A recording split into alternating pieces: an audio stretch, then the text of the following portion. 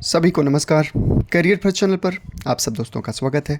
आज का डिक्टेशन लिखने के लिए तैयार हैं। Ready start.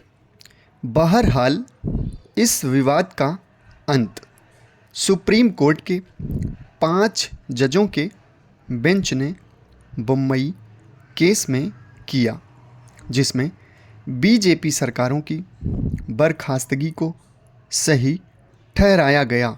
लेकिन इस फैसले ने अनुच्छेद 356 से संबंधित राष्ट्रपति के आदेश को एक नए विवाद का विषय बना दिया। इसमें कहा गया कि न्यायालय राष्ट्रपति के आदेश से संबंधित परिस्थितियों की समीक्षा कर सकता है। वास्तव में कार्यपालिका और न्यायपालिका के बीच अधिकारों के लिए गोलकनाथ और केशवानंद भारती केसों से जो विवाद छिड़ा था, यह विवाद उसी का परिणाम था। यह विवाद मध्य प्रदेश हाई कोर्ट के फैसले से आगे बढ़ा और बम्बई केस के फैसले ने इस पर मोहर लगाई। इसका परिणाम यह हुआ कि केंद्रीय सरकारें अनुच्छेद 356 का प्रयोग करने से बचने लगीं, बल्कि अपराध बोध से ग्रस्त सरकारों को एक बहाना मिल गया, जिससे कानून के शासन की धज्जियां उड़ाने के बाद भी वे इस अनुच्छेद के प्रयोग से बच सकें।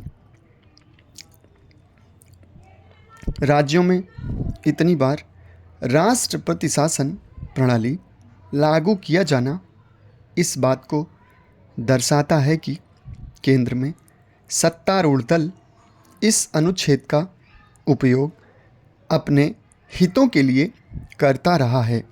विभिन्न दलों द्वारा समय समय पर इस अनुच्छेद का दुरुपयोग किया गया है और ऐसे अधिकांश अवसरों पर इसे निकालने की मांग भी विपक्षी पार्टियों द्वारा उठाई गई, परंतु उन्हीं विपक्षी पार्टियों के सत्तारूढ़ होने पर उनके द्वारा भी अनुच्छेद 356 का उसी प्रकार दुरुपयोग करना इस तथ्य को स्पष्ट करता है कि कोई भी दल अंतःस्थल से इस अनुच्छेद को हटाने के पक्ष में नहीं है। संविधान के अत्यंत विवादास्पद कहे जाने वाले इस अनुच्छेद को राजनीतिक दुरुपयोग को रोकने के लिए समय समय पर समितियों एवं आयोगों का गठन किया गया तथा विभिन्न राज्यों की केंद्रीय गृहमंत्री की अध्यक्षता में अनेक बैठकें भी आयोजित की गईं।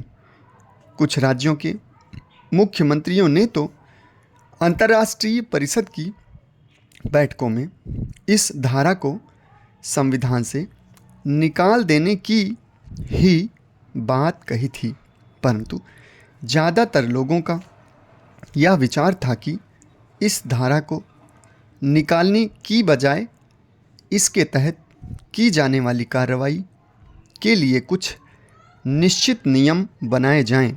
अनुच्छेद 356 के तहत राष्ट्रपति द्वारा लिए गए निर्णय को जून 1994 में उच्चतम न्यायालय ने असीमित नहीं माना। उच्चतम न्यायालय ने यह तय किया कि न्यायालय द्वारा राष्ट्रपति के आदेश का न्यायिक पुनर्विलोकन कराया जा सकता है। हालांकि पिछले कुछ सालों में इस प्रावधान के दुरुपयोग को रोकने के लिए कई बदलाव भी हुए हैं। पहले किसी राज्य में राष्ट्रपति शासन 3 साल तक जारी रह सकता था, जिसके लिए हर 6 महीने में संसद की मंजूरी जरूरी होती थी। लेकिन संविधान में 44वें संशोधन के बाद अब राष्ट्रपति शासन केवल 1 साल के लिए ही लगाया जा सकता है, जिसके लिए घोषणा के 2 महीने के अंदर संसद के दोनों सदनों की मंजूरी जरूरी होगी। समाप्त। धन्यवाद।